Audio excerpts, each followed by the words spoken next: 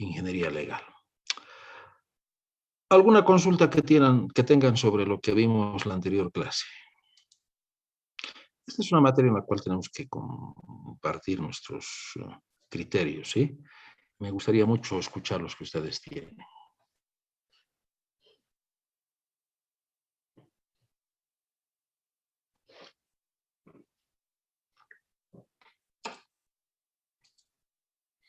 ¿Nada que comentar?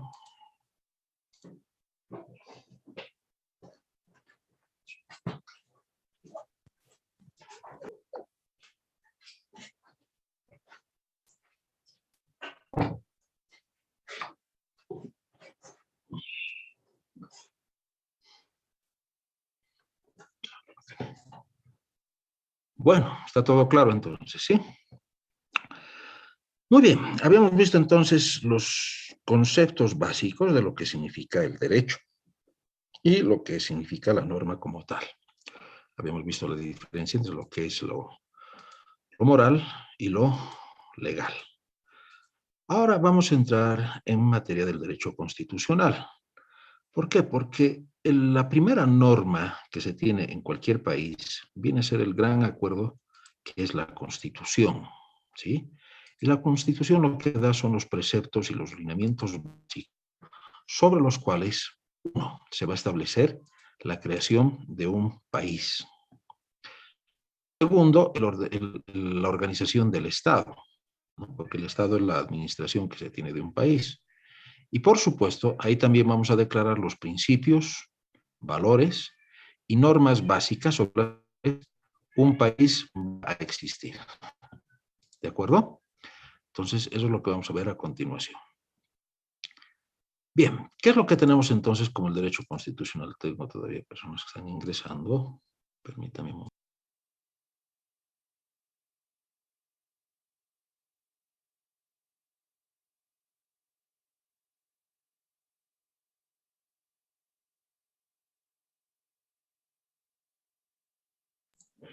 Y vemos lo siguiente. El derecho constitucional es la rama del derecho público interno de un país, ¿sí? Público porque afecta a todos, que estudia la estructura del poder del Estado y la situación de los hombres y mujeres dentro del mismo.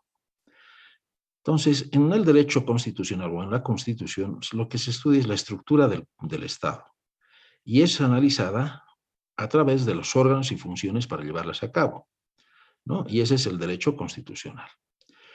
Luego viene las personas que están presentes en ese Estado, ¿no? Y lo que nos va a dar la Constitución son las declaraciones, derechos y garantías que regulan las relaciones del Estado con las personas. Entonces, acá lo que se determinan son la forma en la cual se organiza un Estado y obviamente el reconocimiento de aquellos derechos y garantías que corresponden a las personas que viven en un determinado país. Algo que también es importante considerar en la Constitución y que es el Estado de Derecho, viene dado por la soberanía. Y la soberanía viene a ser la voluntad política del pueblo para determinarse y manifestarse, ¿no? De suerte que esté comprendida en ella la autolimitación a la sujeción a determinadas normas. Obviamente, la libertad no puede ser infinita, ¿no? Y cuando hablamos de voluntad política, para detenerse y manifestarse, debe ser hecha de acuerdo a una determinada norma o forma en la cual se pueda manifestar esa población. Entonces, de esa manera, tal como habíamos visto en la clase introductoria, las formas jurídicas adquieren la importancia y jerarquía de condiciones impuestas en la soberanía por autodeterminación y autolimitación. Es decir, se reconoce que tenemos derecho a determinarnos y manifestar nuestro pensar. Pero eso, si bien debe estar reconocido y aceptado como una libertad de expresión y una libertad de acción, también debe tener límites que sean impuestos por una normativa. Y ahí es donde viene la legitimidad y la validez de la voluntad jurídica. Es decir, que si bien se reconoce esas garantías, también esas garantías deben expresarse de una forma estructurada y organizada. ¿Alguna pregunta que tenga?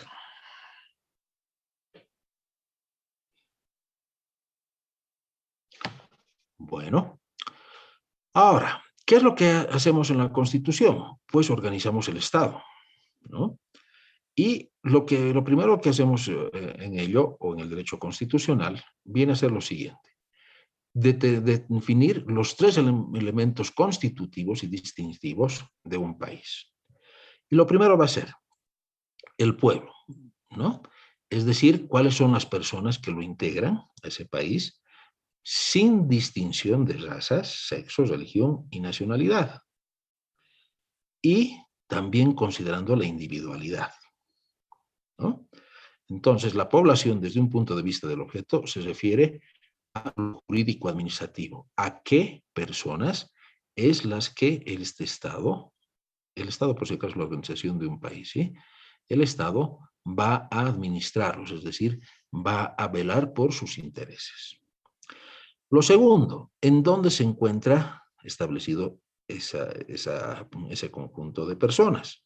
Que es el territorio, ¿no? Es el otro elemento esencial del Estado que condiciona y posibilita la vida social permanente del pueblo. En otras palabras, ¿en qué territorio las leyes que se aprueben van a ser válidas? Y de esa manera se tiene un elemento integrativo. ¿Por qué? Porque estamos considerando qué personas y en qué lugar son las que deben adecuarse, primero, a una organización, que es el Estado, y segundo, a la normativa jurídica vigente. Y finalmente tenemos el poder, ¿no? Que es la capacidad jurídica del Estado de ejercer, tal como hemos visto en la anterior clase, coercitivamente en las oportunidades y dentro de los límites de la ley. En otras palabras, coercitivamente significa obligar al cumplimiento de la ley. Ahora bien, ¿qué tiene nuestra constitución política, además de definir esa situación de pueblo, territorio y poder, como cualquier otra constitución? Las declaraciones, que son los enunciados solemnes, ¿no?, acerca de la forma en la cual se va a establecer un determinado país. Si hablamos de Estados Unidos, del Brasil, o México, son estados federales, ¿no? Republicano, cuando hablamos de democracia y la separación de poderes. Y representativa, cuando definimos a personas electas por voto que van a representarnos en uno de los poderes que existen, en dos poderes, básicamente. El poder legislativo, donde se aprueban las leyes, y el poder ejecutivo, que es el administrativo. En nuestro país, de manera sui generis, también hacemos elección del poder judicial. ¿No? Muy bien. ¿Qué más tenemos? La confesionalidad, es decir, cuáles son los principios y valores que rigen en un determinado país. Adicionalmente, se reconocen los derechos básicos, ¿no? Que son los derechos naturales, o también aquellos que se consideren esenciales en un determinado país. Abarca en general principios, pautas y también una ideología de la Constitución. Eso lo vamos a ver en la siguiente semana. Luego vienen los derechos, ¿no?, que son las facultades o prerrogativas reconocidas fundamentalmente a las personas humanas sin distinción, ni sexo, ni edad, ni origen, ¿no? Entonces, estos derechos se consideran inherentes a la persona humana y se denominan derechos naturales del hombre o de la persona. Bueno, acá no vamos a entrar con lo políticamente correcto. Cuando hablamos de hombre, nos estamos refiriendo de manera genérica a hombres y mujeres, ¿no? ¿Qué son los derechos entonces? Aquellos que están establecidos en la Constitución, ¿no?, y que especialmente se conoce como lo que cada uno de nosotros puede efectuar, ¿ya? Después tenemos las garantías. Y eso, no sé si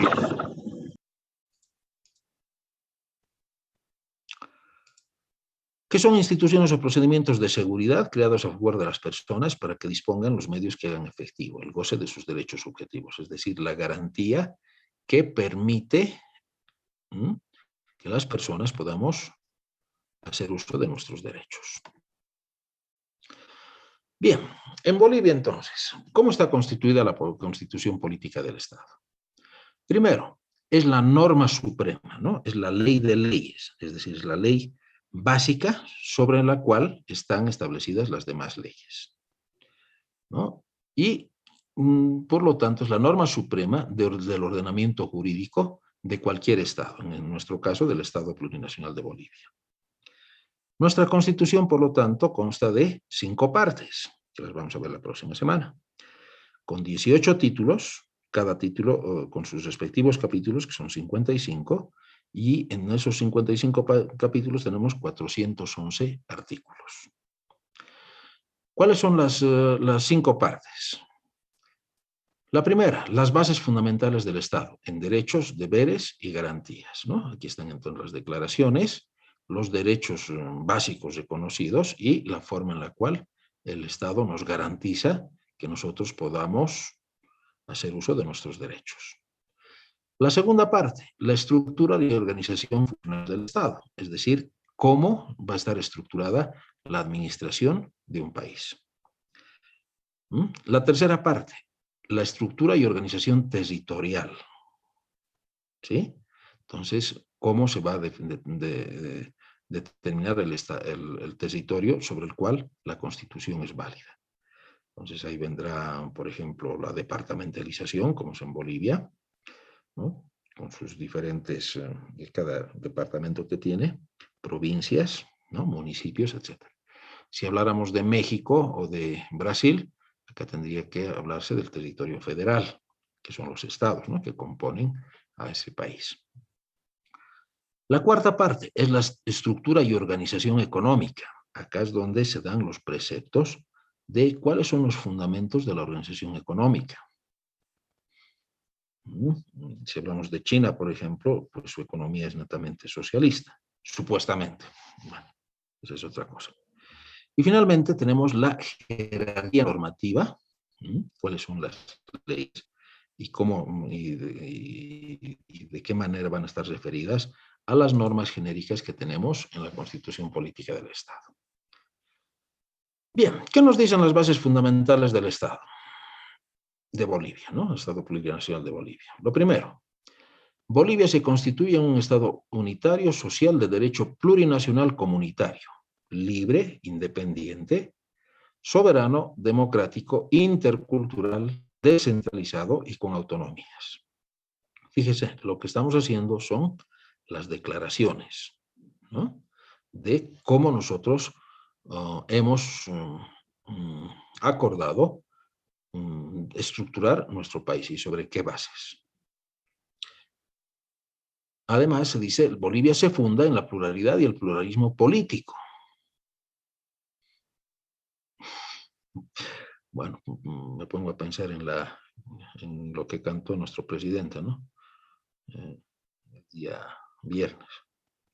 Si hay pluralismo político, no se puede imponer una ideología. Económico, acá estamos estableciendo que no hay una sola forma de dar un fundamento de la economía de un país, ¿no? Lo jurídico, que se reconoce la normativa, también se reconocen y se respetan las culturas de todos los pueblos, ¿no? Lo lingüístico, dentro del proceso integrador del país, es decir, no se va a imponer una sola visión, sino que se acepta una visión de acuerdo a los orígenes que se tenga por cada una de las personas. El artículo 3. La nación boliviana está conformada por la totalidad de los bolivianos y los bolivianos. O sea, no hay acá bolivianos y no existen las bolivianas, ¿no? Se considera a todos por igual. Que ellos van a corresponder a las naciones y pueblos indígenas, originario campesinos, y las comunidades interculturales y afrobolivianas que en conjunto constituyen el pueblo boliviano. Acá, si bien se hace una referencia, fíjense, a las naciones y pueblos indígenas originarios, creo que nos estamos olvidando de lo que somos la mayoría. ¿Y qué somos la mayoría, jóvenes? Somos mestizos, ingeniero. Mestizos, mestizos. Hasta el señor Evo Morales es mestizo, quiera o no quiera, ¿no? Entonces, eso, por ejemplo, ha sido una observación que se tiene en su momento. Si acá estamos haciendo la declaración de quiénes son bolivianos y bolivianos, acá estamos haciendo una exclusión deliberada de una gran parte de las personas que hemos nacido en este país. Como ven, entonces ya empieza a haber fallas que de una u otra manera, miren, a mí me molesta, pero me incomoda, pero no me molesta, eso quiero decir. Pero hay otras personas a las cuales sí, y eso da lugar a que existan conflictos. ¿Por qué? Porque no se está considerando a esa población. Lo segundo, o el artículo 6, que nos dice, Sucre es la capital de Bolivia. Entonces se la reconoce como tal, ¿no? Y acá no se establece dónde va a ser la sede de gobierno. Bueno, pero ya habíamos visto en la parte introductoria, por uso y costumbre, desde el siglo XVIII, ¿dónde está la sede de gobierno? En La Paz, ¿no? Los símbolos del Estado son la bandera tricolor, rojo, amarillo y verde, el himno boliviano, el escudo de armas, la huipala, la escarapela, la flor de la cantuta y la flor del patujú.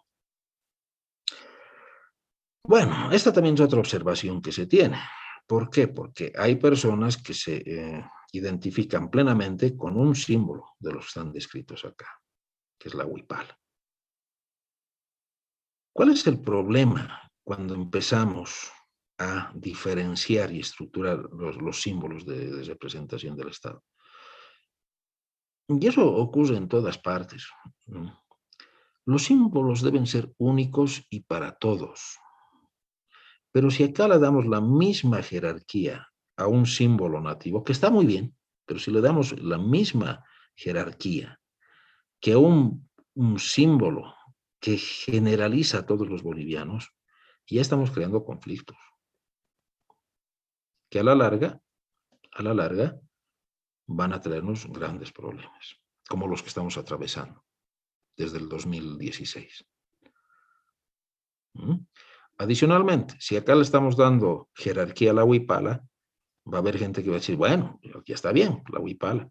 ¿Y qué pasa con la bandera de los pueblos nativos del oriente o del sur? ¿No? Entonces, fíjense, ya estamos creando jerarquías y desconociendo a otros.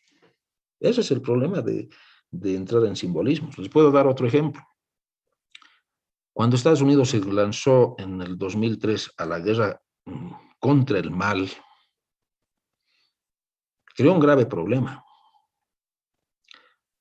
Porque ahí lo que ellos decían, nosotros somos los buenos y ellos son los malos, ¿no? Lo que es ISIS. Y dígame, ¿quién tiene la verdad absoluta como para decir yo soy el bueno? De una u otra manera, lo que ha hecho Estados Unidos en su momento ha sido crear nuevamente el conflicto entre Occidente y el Oriente, ¿no? Yo soy bueno por mi creencia religiosa, por mi credo religioso, por mi organización, y ustedes son los malos. Pues no. Y como resultado de esa guerra, pues estamos viendo nuevamente una reestructuración de la geopolítica, principalmente en el Medio Oriente. Si ustedes leen las noticias, los yihadistas están, o los talibanes, están empezando a tomar el poder en Afganistán. Bueno, y podríamos entrar en geopolítica, y que es otra rama interesante de estudio. Pero lo que sí les puedo decir es que el conflicto cada vez es mucho más efervescente entre lo que significan los valores y principios que tenemos como cultura occidental, nos gusta o no, somos parte de esa cultura, con la cultura que se tiene en el Medio Oriente, y ni qué decir de la cultura que se tiene en el Asia. Entonces hay que tener mucho cuidado con el simbolismo. Bien, ¿cuáles son los deberes de las y los bolivianos? Conocer y cumplir y hacer cumplir la Constitución y las leyes. Ahí es entonces algo importante, porque ya es un deber. Fíjense, hemos ido con las declaraciones, ahora estamos viendo los deberes y después vamos a ver los derechos. Formarse en el sistema educativo hasta el bachillerato, que me parece muy bien, la educación siempre debe ser considerada. asistir, alimentar y educar a las hijas e hijos. Prestar el servicio militar obligatorio para los varones. ¿Qué opinan de ese deber? A ver. ¿Consideran que es adecuado? Inge, quizás entra un poquito en discrepancia. Creo que la Constitución en algún momento especifica que el Estado es pacifista, entonces no creo que el servicio militar obligatorio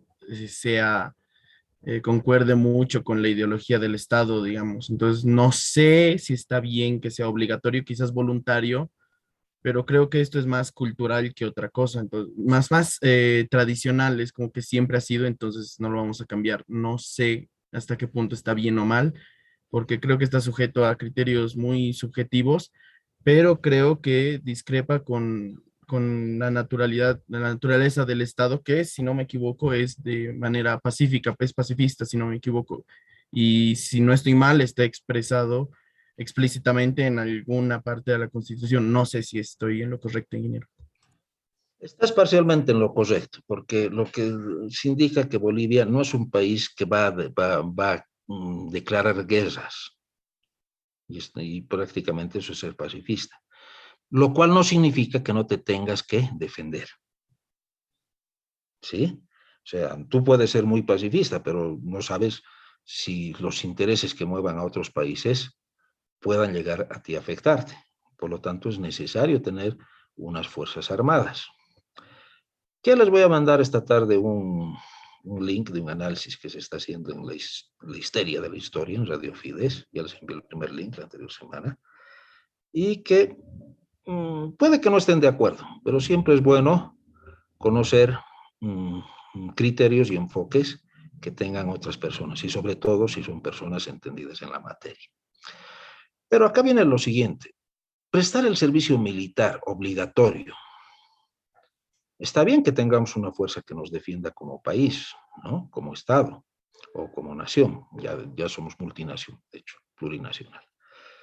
Pero ¿consideran ustedes de que el servicio militar debe ser un deber? ¿Qué opinan?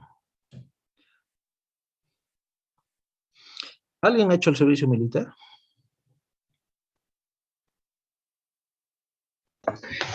Ingeniero, disculpe, al decir obligatorio, personalmente lo podría ver como algo que es patriótico, que amar a nuestra patria, algo así, ingeniero. Estás en lo correcto en todo lo que has expresado. Personalmente, podría verlo como algo obligatorio, como algo patriótico. Personalmente. Pero lo que tú veas no necesariamente es lo que yo debo ver. Porque para mí, por ejemplo, lo patriótico no es ir a perder un año en un cuartel. Debería ser, más bien, trabajar lo más pronto posible y lograr el crecimiento económico de mi país. ¿Me he dejado entender? Sí, ingeniero. Entonces, yo respeto a aquellos que consideran patriótico el ir al cuartel, pero nuevamente, ¿debería ser obligatorio? ¿Qué opinan las damas? ¿Alguien ha hecho el servicio premilitar?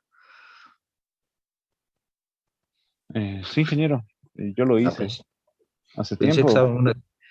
Claro, es cuando estabas en colegio, me imagino, o en la Sí, unidad. no, hace años, cuando todavía el IGM estaba activo. Pero la verdad es que en lo personal a mí Sigue, sigue. me he llevado de ahí, digamos, ha sido la experiencia, ¿no? Los amigos y demás. Pero después de eso, que me pregunten sobre tácticas militares y todo lo que me han enseñado, y si hay guerra ahorita, no sé, voy a estar otra vez perdido, ¿no? Y no sé, la verdad es que no debería ser obligatorio, pero igual si no es obligado, entonces nadie va a ir tampoco, ¿no? Así Lo cual nos que, lleva, estoy perfecto, ¿no? Lo cual nos lleva a que es obligatorio porque de lo contrario el ejército no tendría razón de ser como tal. exactamente. Y posiblemente sí deberíamos tener una fuerza que defienda al país o al Estado, pero por aquellas personas que se sientan inclinadas por ese tipo de vida, ¿no? Hay gente que le encanta, qué sé yo, hacer paso comando, bucear y demás, saltar de paracaídas todos los días, qué sé yo. Y está bien, cada quien tiene sus gustos. Y esa gente sí debería ir. Pero si ustedes se dan cuenta, el ejército, por lo menos yo lo veo así, se fundamenta básicamente en el movimiento de tropa. Y la tropa, ya sea el premilitar o el soldado, ¿m? Es gente que recibe una instrucción básica. ¿Y dónde están los oficiales? ¿Dónde están los oficiales? Están jaripeando. Dando órdenes, ¿no es verdad? Ujú. O, como acabo de enterarme en el programa, para que ustedes lo escuchen, recibiendo, no sé si a todos los grados, pero sí algunos, por lo menos, 6 bonos adicionales a su sueldo en el año. ¿Por hacer qué? ¿Cuidan las fronteras? Estamos viendo cómo el contrabando nos está afectando a todos. Y obviamente existe un avasallamiento de territorio, porque no hay soberanía, ¿no? No hay quien cuide la soberanía. Entonces, estos son problemas bien complejos, jóvenes, bien complejos. O fíjense, algo que, bueno, a todos, y me pongo yo en primera línea, nos afecta. Los militares, no hay guerras, por lo tanto no cumplen una función, pero sí se jubilan con el 100% de su sueldo, cosa que no sucede con nosotros los civiles, pero somos nosotros los que pagamos impuestos. Entonces, acá parece que hay una jerarquía, ¿no? Parece que hay un grupo que tiene mayores derechos que los demás. Entonces, estos son los cuestionamientos que hacen que cuando hablamos de la ley de leyes, entremos en tremendas controversias, en tremendos conflictos y debates. Puede que a ustedes no les interese, pero de una u otra manera, ya les he dicho, el que existe este tipo de castas, pues hace de que algunos se sientan no, no representados, uno, o que se encuentren en una jerarquía menor, con más obligaciones que otros. Bueno, no voy a entrar en mayor debate, pero es algo que hay que pensar, ¿no? ¿Realmente necesitamos el servicio militar obligatorio? Que tal vez necesitamos militares, sí, pero no pues para que sea la tropa la que salga y los militares sigan en sus cuarteles y gozando de la vida, creo yo. Bien, ¿cuál es otro deber que tenemos? Defender la unidad, la soberanía y la integridad territorial de Bolivia, ¿no? Y respetar sus símbolos y valores. Entonces acá se presenta nuevamente lo que está sucediendo en la actualidad. Se habla de injerencia que hay en el país y de que algunos grupos, principalmente el 2019, habrían permitido de que vengan otros a decirnos qué hacer. Y me parece correcto ese análisis. Pero, tal como hablábamos en la clase pasada, esto tiene que ser de ida y de venida, ¿no? De ida en el aspecto de decir que aparentemente, porque no ha sido todavía eso comprobado, aparentemente habría habido injerencias externas en los conflictos del 2019. Lo pongo en conflictos porque yo no apoyo ni uno ni otra posición de fraude o de golpe de Estado. Pero ¿qué de los asesores cubanos y venezolanos que han estado desde el 2006? ¿Eso no es injerencia?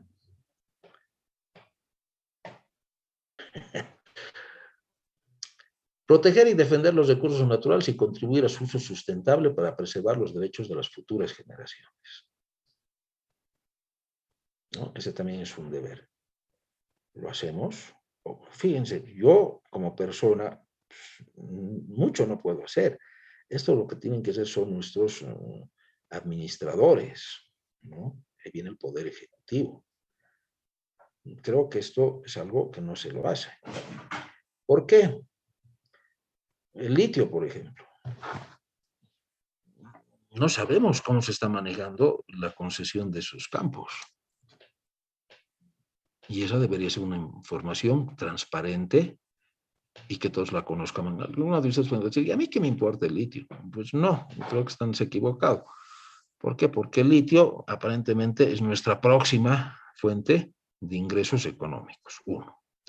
Y segundo, porque el litio y en toda su cadena productiva o de transformación es la que nos va a dar trabajo, principalmente nosotros como ingenieros, no civiles. No, ingenieros civiles, otra actividad. Entonces, de alguna manera nos está afectando en nuestro futuro, principalmente ustedes. Bien, esas son entonces las controversias y los debates en los que podemos entrar. Tenemos después el capítulo primero, y eso lo vamos a estudiar después de nuestro tiempo, porque se me está acabando el Zoom. Nos vemos en 10 minutos, 10, 15. ¿Está bien, Inge? Perfecto. Muy bien.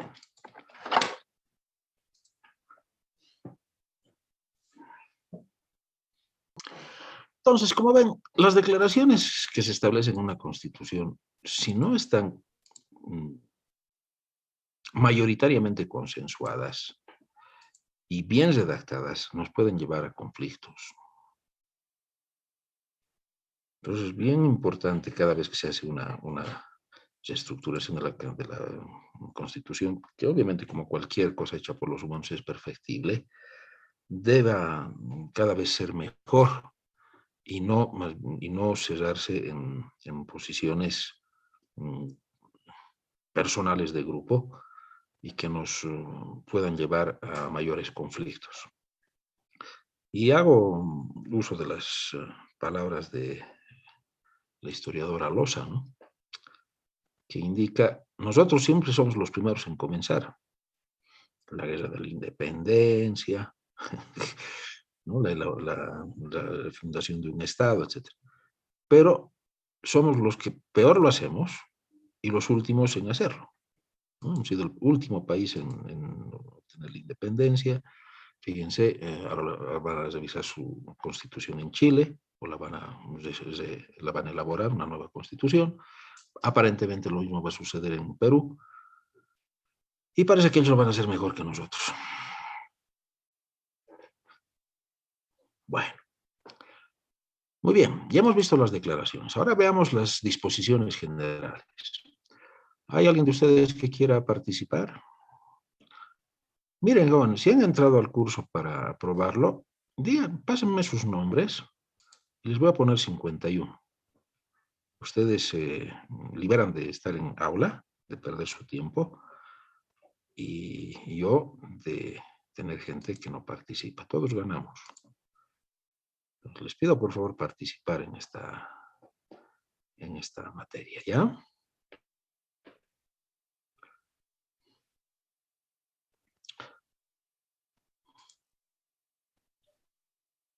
Bueno, ¿Podría participar? claro que sí. Ok. ¿Qué hay que hacer? ¿Cuáles son tus criterios? ¿Cuáles son tus pareceres? Con respecto a lo que estaba hablando acerca de que somos los primeros en empezar y los que peor lo hacemos, ¿o sobre qué exactamente? Todo lo que hemos dicho hasta ahora. Pero libre. Bueno, primeramente, justamente quería hacer una pregunta al principio, cuando preguntó o estaba hablando acerca de nuestros derechos y las cosas que tenemos en nuestra libertad, ¿no? Pero que también tienen limitaciones. Mi pregunta era, ¿cuáles son esas limitaciones? O sea, por ejemplo, si en la calle, no sé, están robándome, ¿tengo derecho a pegar al maleante que me ha robado? O como han visto algunas veces en algunos videos, y como ese militar, digamos, que ha golpeado a ese maleante, al golpearlo estoy infringiendo sus derechos y por ende yo también puedo ir a la cárcel. ¿Cuál es la normativa en ese punto? ¿Qué debería hacer? ¿Dejarme asaltar? ¿O esperar que un policía venga a salvarme? O como he visto en otros países, ¿no? Hay policías que utilizan su arma para defenderse de agresores, pero de igual manera son llevados a la cárcel. Entonces, ¿cuáles son esos límites en mis derechos o en mis libertades? Eso quisiera saber. Buena pregunta. Bien, lo primero, todos tenemos derecho a la defensa si somos agredidos. ¿De acuerdo? Todos tenemos derecho a la defensa. Pero acá viene lo importante, la defensa tiene que ser proporcional. Es decir, yo no puedo tomar justicia por mano propia. ¿Qué significa eso? Que si soy agredido físicamente, por ejemplo, y yo agarro un cuchillo, esto ya no es proporcional. Este ya es un exceso. Y eso me lleva justamente a que, si bien yo he sido el agredido, yo después tenga una mayor responsabilidad sobre los daños causados. ¿No? Por eso, antes de entrar en la agresión, lo que se debería hacer es evitarla. Pero eso no te quita el derecho que tienes a defenderte. Pero ojo, no llegar a extremos, ¿no? Lo segundo, tú has hablado del militar, por ejemplo, que supuestamente, porque es un caso que ha desaparecido, como todo, y no se sabe qué es lo que ha sucedido. Ese militar no ha sido agredido. Aparentemente, él ha tomado una acción aparentemente, porque yo no tengo la información, para defender a la persona que habría sido agredida. Pero acá viene lo importante. Si bien está en lo correcto, porque la persona agredida podría haber sido una persona que no tenía ni la capacidad física ni la intención de lograr defenderse, ese militar ha abusado de su poder. ¿Por qué? Porque al ser militar, él está entrenado justamente para actuar de una manera tal que pueda reducir a su contrincante. Entonces acá viene mucho lo que es la instrucción y la capacitación que cada quien recibe, primero. Y segundo, según los videos que se han publicado, él no estaba reduciendo a la persona, estaba pateando en el suelo. Eso es abuso de autoridad. Una cosa es que la reduzca, que evite que se escape y bueno, pero patearla en el suelo ya no, pues. ¿Sí? Y lo tercero, los militares no tienen privilegios como para imponer autoridad. En este caso, debería haber sido un policía el que haga la reducción de la persona. Obviamente eso no significa que los ciudadanos no podemos actuar, ¿no? Es más, es un deber que tenemos de defender al débil. Pero, como les digo, si bien él ha actuado en reducir a la persona, que eso está correcto, ya lo demás ya viene a ser un abuso de autoridad. No solamente por su fortaleza física que tenía, por su conocimiento de este tipo de situaciones, porque para eso es capacitado, ¿no es verdad? Sino también por haberlo hecho con uniforme. ¿Has respondido a tu pregunta? Tú me dices. Sí, ingeniero, ya tengo una visión un poquito más amplia. Muchas gracias. Ahora tú me dices, en otros países llevan a la cárcel, como sucede en Estados Unidos, a policías que, si bien tienen autorización para usar sus armas, pues parece que son sancionados. Es lo propio. No porque tengas autorización para usar tu arma, tiene que ser la primera acción que debas tomar, ¿no? Y eso es justamente el grado de educación que se les da a esas personas. Ellos no pueden disparar si es que no existe una causa. Y cada vez eso se está discutiendo en esos países, principalmente, donde se tiene más educación que en el nuestro, ¿no? O sea, educación, digo, en todo lo que significan los deberes que tienen las personas, justamente por el privilegio de manejar armas. Roger, has levantado la mano, dime. Bueno, Inge, ya ampliando más ese tema acerca del derecho a la defensa propia, eso también me hace un poco acuerdo de lo que hacen la mayor parte de las comunidades al momento de ver que las autoridades, desde su perspectiva, no están cumpliendo su deber, es decir, lo que viene siendo la justicia por mano propia. En ese caso, entonces, aplicando el mismo criterio, ellos también estarían realizando el abuso. Eso sería un punto. Entonces, sí estarían también cometiendo lo que es el abuso de... No, creo que no estoy confundiendo los términos. No sé si sería el abuso de autoridad, pero entonces eso también debería ser penalizado, los linchamientos a costa de la vida propia del agresor.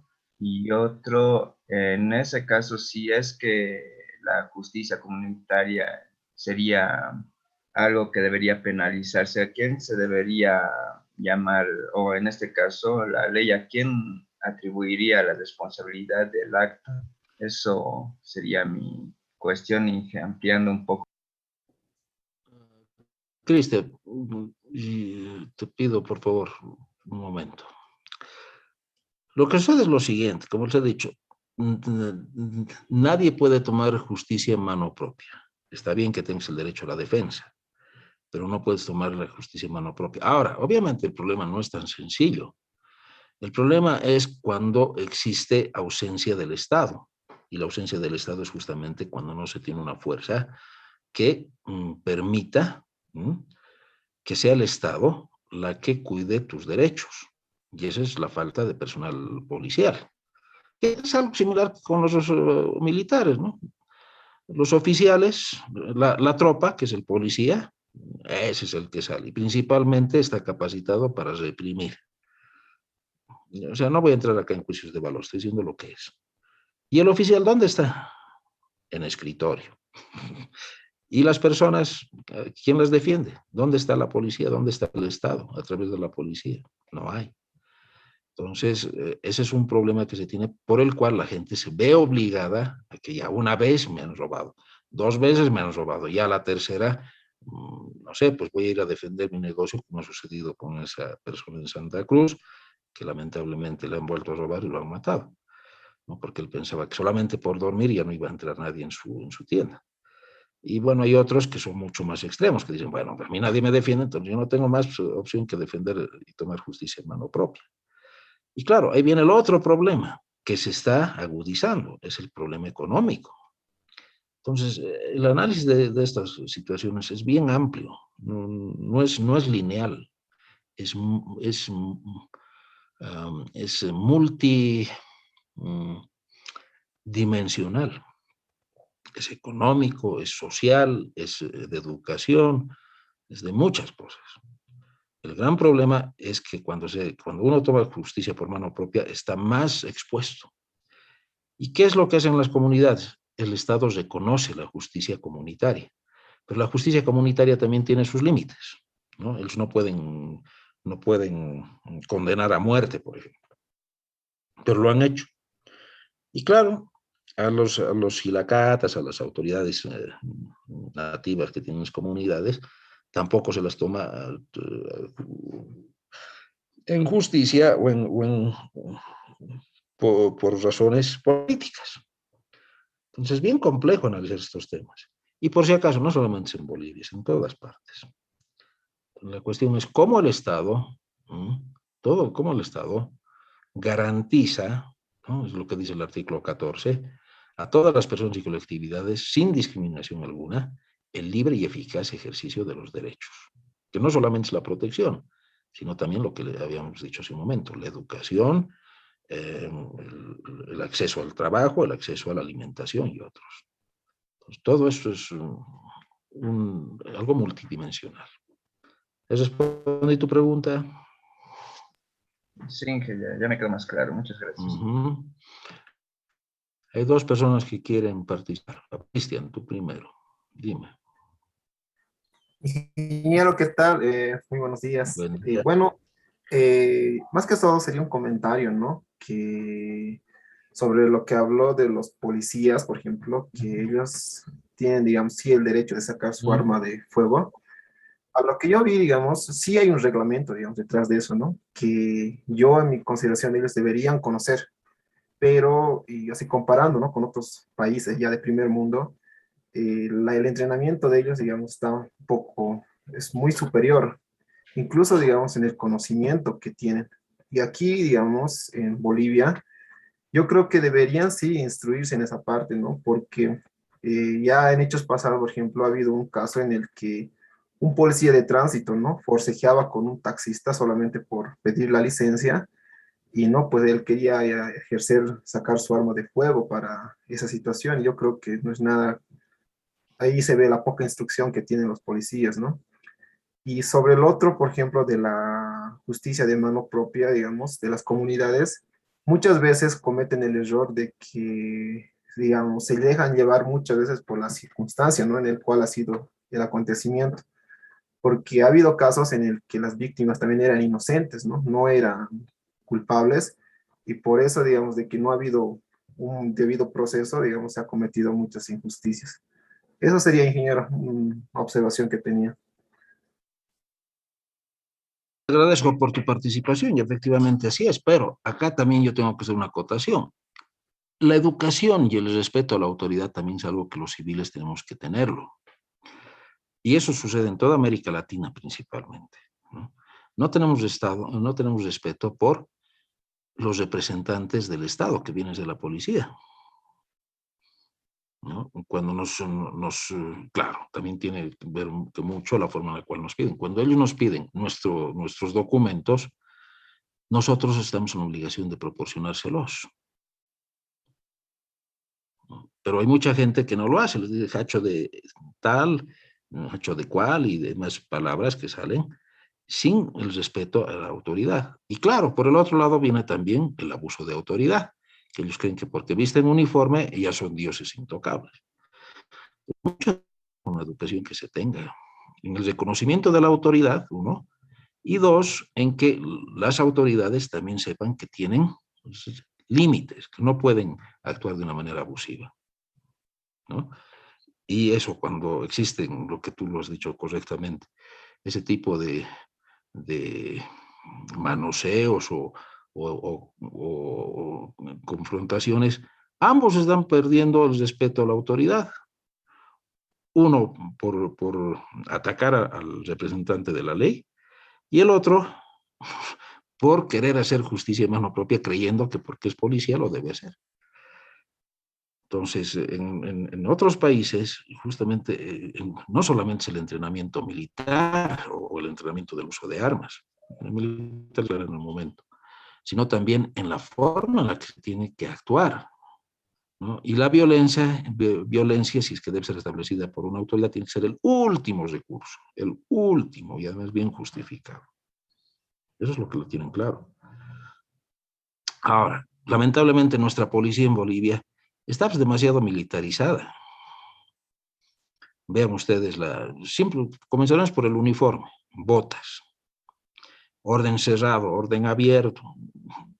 Esa es instrucción militar, no es instrucción policial. Es otra forma en la cual ellos tienen que moverse en el ambiente del cumplimiento de sus deberes. Pero nuevamente entramos en la complejidad de lo que significa el Estado como tal y para qué utilizamos esas fuerzas. ¿Quién es la otra persona que quería participar? Sí, mi persona, ingeniero, buen día. Eh, Adelante. Buen día. Aportando a lo que ya estábamos hablando y debatiendo también acerca de esa fuerza, de ese poder militar, ¿no? Mm, En otros países, como en Israel, se dedican más a los militares, les dan actitudes o les dan alguna disciplina en diversos campos para el área de investigación, o sea, todos los recursos del Estado, lo que nosotros aportamos con nuestros impuestos que van a los militares, son útiles en otros países, les forman bien y los colocan en frontera, siempre en frontera. Creo que en nuestro país les colocan más en lugares céntricos, por ejemplo, comunicaciones, en Colorados y diversos cuarteles, están mayormente dentro de la ciudad, ¿no? Está bien el cuartel Colorados que está como guardia del presidente, ya debería estar céntricamente, pero yo pienso que, en mi opinión, que deberían estar todos los cuarteles en frontera y ahí tal vez colocar centros de investigación que los ayuden tal vez allá a formarse, tal vez como el caso de tal vez colocar carreras técnicas o ser ingenieros y ahí mejorar tal vez nuestra área, nuestra economía, todo eso, porque al final pienso que todos los recursos que mandan a los militares, como usted decía, ingeniero, son para militares que están solamente sentados, solamente están jaripeando. Yo hice el servicio obligatorio por un año y lo único que puedo rescatar es que aprendí la disciplina. Y eso, hay veces, eso sí te aporta, pero por lo demás creo que poco se entiende, poco se aprende sobre el área del poder militar o armamentista o cosas que te enseñan ahí. Eso sería aportando algo. Te agradezco. Y también has aprendido a inventarte, ¿no ves? Si se perdió algo, invéntese, ¿no ves? Yo he estado en cuartel, por si acaso, sé que sé lo que es eso. Muy bien, bueno, es eso. Son los cuestionamientos que tenemos que hacernos para ver si es que vale la pena o no. Muy bien. Como ven, hay harto que debatir. Y el hecho de que estudiemos ingeniería no nos cohíbe ni nos limita en el que podamos expresar nuestras opiniones de manera respetuosa, porque acá yo no estoy hablando de una persona específica. Y eso es lo que yo hablaba en otra clase, que viene a ser la cultura que se crea. Así como hay una cultura general, ¿no? Hay una cultura de país, hay una cultura organizacional. Y para terminar con ese tema, la cultura de Estados Unidos es que, bueno, su gente quiere que su país sea el número uno, aunque ya está en decadencia ese país, sin importar quién sea su presidente. Los últimos 4 años ha sido Trump. Y hay muchos cuestionamientos, muchas cosas que no nos podrán gustar de él, habría que investigarlas más, pero el país ha continuado a pesar de ese líder, o a pesar del líder actual, ¿no? Esa es la cultura del país. Y cuando hablamos de nuestras instituciones, tiene mucho que ver con la cultura de nuestro país. ¿Qué cultura tenemos? ¿Qué es lo que buscamos como país? Entonces hay problemas existenciales bien grandes que obviamente en 5 minutos no los vamos a resolver. Y lo mismo en una institución, ¿no? Hay que crear una cultura de calidad, cultura de investigación, etcétera, etcétera, etcétera. Muy bien, veamos entonces cuáles son los derechos que se reconocen en la institución en estos últimos 10 minutos. Primero, son inviolables. Esto es bien importante, ¿no? No se puede ir contra los derechos reconocidos. Son universales porque son para todos. Y son interdependientes porque son únicos, pero también están relacionados con los otros. Indivisibles y progresivos, o sea, no se los puede dividir para estos sí, para estos no. ¿No? Y lo segundo, que pueden ser más amplios a medida que avancemos. Y el Estado tiene el deber de promoverlos, protegerlos y respetarlos. Ahí viene el gran problema. La justicia, lamentablemente, no funciona en Bolivia. Y lo tenemos desde nuestras autoridades hasta el Poder Judicial. Pero, sin embargo, está enunciado en la Constitución. El artículo 14. Todo ser humano tiene personalidad y capacidad jurídica con arreglo a las leyes y goza de los derechos reconocidos por esta Constitución sin distinción alguna. Por lo tanto, para que tengas tu derecho, debes ser reconocido como persona. Y la persona no es el hecho de nacer, es que tengas un nombre y apellido, básicamente. Y después, obviamente, que tengas un domicilio y demás cosas, ¿no? Y la capacidad jurídica.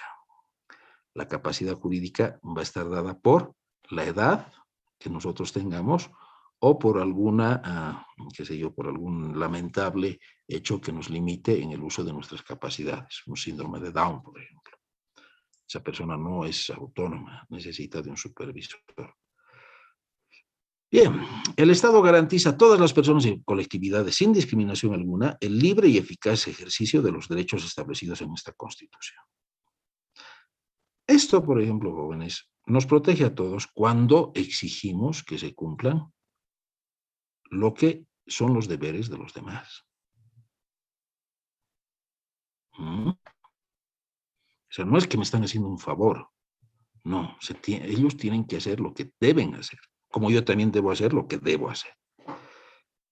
Además, nos dicen las leyes, ¿no? Una cosa son los derechos y otra son las leyes, y los tratados internacionales de derechos humanos. ¿No? O sea, que no podemos ir y abusar de la fuerza, o no pueden abusar de nosotros. El artículo 15, toda persona tiene derecho a la vida. Como ven, acá ya se está declarando en nuestra Constitución de que la vida es el bien más preciado que existe. Y a la integridad física, psicológica y sexual. No puede haber abuso de autoridad o abuso de capacidad, que yo sea un fornido y ande haciendo bullying, ¿no? Con lo cual no digo que el bullying nunca va a existir, no. Pero hay también extremos que no pueden ser sobrepasados. Nadie será torturado. Fíjense, lo dice la Constitución. Sin embargo, ahora hay reclamos de torturas. Ni sufrirá tratos crueles, inhumanos, degradantes o humillantes.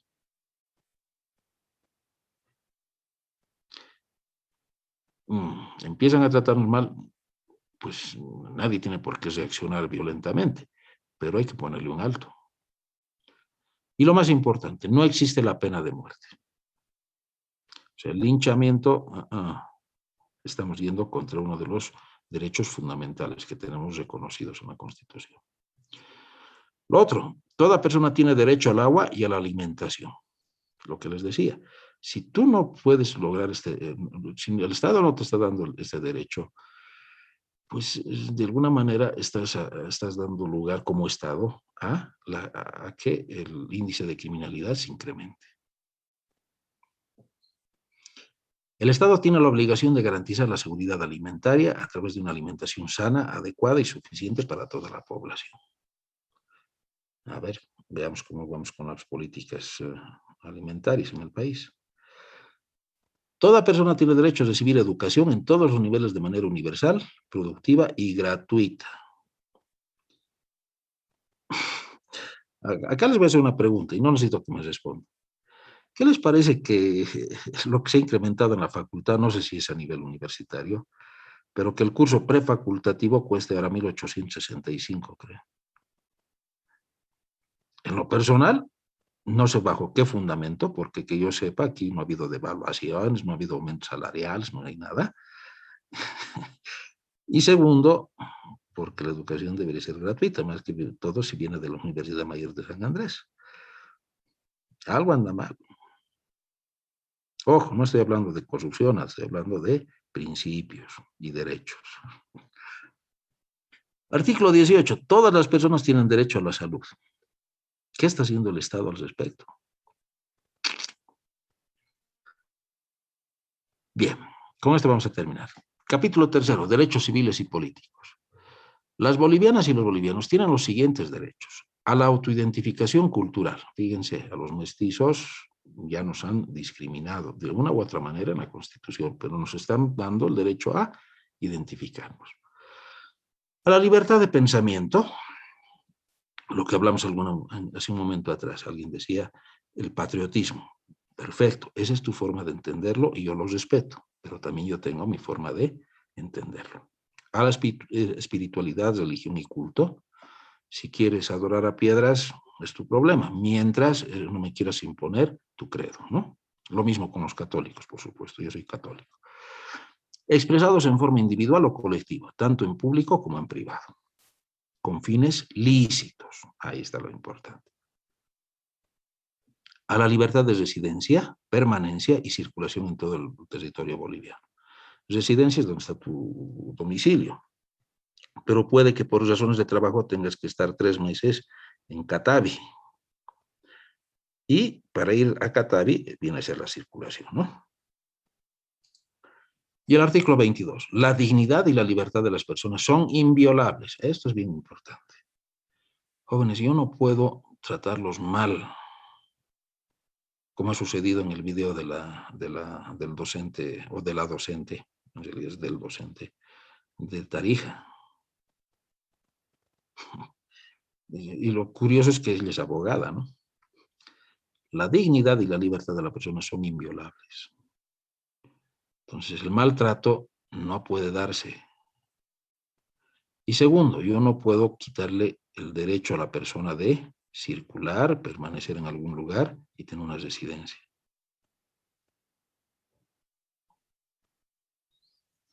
Toda persona, esto es importante, tiene derecho a la inviolabilidad de su domicilio. O sea, nadie puede entrar a tu domicilio, mucho menos la policía, de una manera abrupta. No voy a decir violenta, pero sí abrupta. A menos de que exista una orden judicial. Y esa orden judicial tiene que estar justificada por una investigación que se esté realizando. Acá viene el problema con la ley que se ha aprobado o que está en aprobación en el Parlamento, que con el control de bienes y fortunas, pues van a poder tener acceso a nuestro patrimonio y a las comunicaciones. Bueno, se está yendo contra la Constitución, me imagino que van a presentar un recurso, pero eso ya viene a ser un control, sea este gobierno, sea otro, ¿no? Que esa ley les está dando para que nos controlen qué tipo de comunicaciones tenemos y con quién hablamos y de qué hablamos. Entonces, como les digo, todo eso debe ser salvo autorización judicial, no de una manera abusiva. ¿Esto aplica a jóvenes en sus familias? ¿O en mi familia? ¿Qué opinan? Sí, así de simple, sí. Me guste o no me guste, esa es la realidad. Yo recuerdo que hace unos 8 años atrás, cuando era director de carrera, vino un padre de familia a solicitar de que le mostremos las notas de su hijo. Y claro, yo entiendo, ¿no?, la preocupación que el padre tenía. Pero acá viene lo importante. ¿A qué edad somos mayores de edad? 18 años, ingeniero. A partir de los 18 años, yo no puedo mostrar información que es personal a tus padres.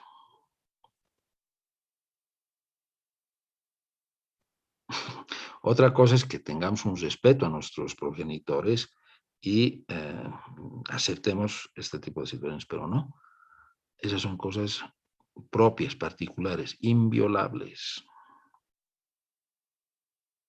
Y bueno, ese padre de familia le dije, mire, su hijo es mayor de edad y yo lamentablemente no puedo mostrarle información personal. El padre se fue molesto, pero había una razón. Ya eres mayor de edad, ya tienes capacidad.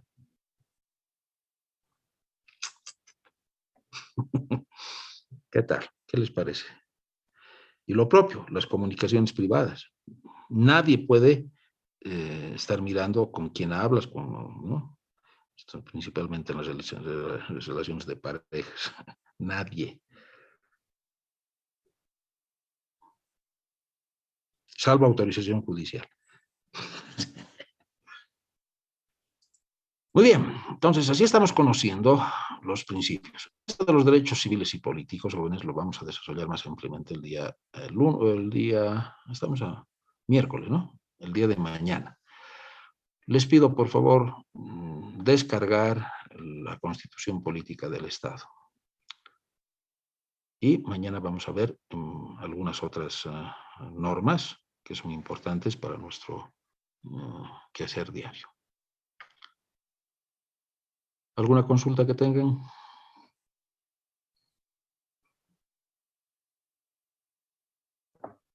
Yo, Inge, ¿puede ser?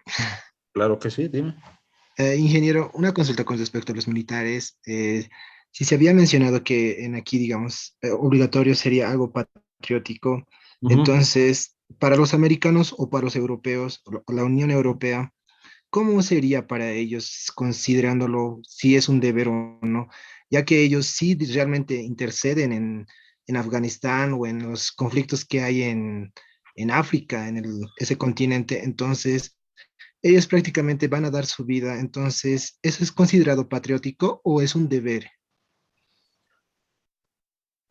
Es considerado patriótico patriótico porque estás sirviendo a tu país, ¿no? A través del ejército. Pero un deber como tal, no te lo imponen. El hecho de que uno sea militar, de alguna manera indica que estás dispuesto a sacrificarte, pero eso no significa que debas sacrificarte. ¿Ya? Es lo primero. Lo segundo, en Estados Unidos principalmente, y por muchas razones, el ejército ya es profesional. En otras palabras, es una profesión. Se les paga. No se hace el reclutamiento como acá en Bolivia. ¿Por qué les digo muchas razones? Porque en la guerra de Vietnam hubo el reclutamiento. Pero ¿qué es lo que sucedió? Al principio las tropas iban con el ánimo de defender a su país, los principios de Estados Unidos, la democracia, bla, bla, bla, bla, bla, ¿no? Pero a medida que pasaba la guerra se daban cuenta de que, igual que acá, los oficiales abusaban de la tropa. Es tal que uno de los motivos por los que perdieron la guerra los americanos es porque la misma tropa los mataba a sus oficiales por ser abusivos. ¿No? Es bien interesante estudiar la guerra de Vietnam. Y se dieron cuenta de que el reclutamiento a la larga no servía para nada, porque podían tener mucha tropa, pero con moral baja. Es lo que está sucediendo en Afganistán. El ejército afgano es mucho más grande que los talibanes. Pero los talibanes cada día están tomando más ciudades. ¿Por qué? Porque la moral es baja. Entonces, tú puedes tener muchos idealismos, pero cuando empiezas a enfrentarte con la realidad que les va a suceder a ustedes, como nos sucede a todos, pues te vas a ir dando cuenta que muchos de esos ideales románticos que tenemos se van desmoronando. ¿Respondida a tu pregunta? Sí, ingeniero, gracias. De nada. Entonces, cuando digo de un ejército profesional, bueno, es que ya lo de patriotismo y demás cosas está bien, será personal, pero voy a la guerra porque tengo que hacer un trabajo y me están pagando. Y lo más importante, porque he firmado un contrato. Que lo vamos a ver en su momento. Muy bien, jóvenes. Nos vemos entonces el día de mañana. Vamos a ampliar estos derechos civiles y políticos con el uso de la Constitución. ¿Ya? Descárguenlo. Los espero a las 8 de la mañana. Gracias por su atención. Muy bien, ingeniero, hasta mañana. Sí. Hasta luego, ingeniero. Hasta mañana, ingeniero. Les vaya bien. Luego,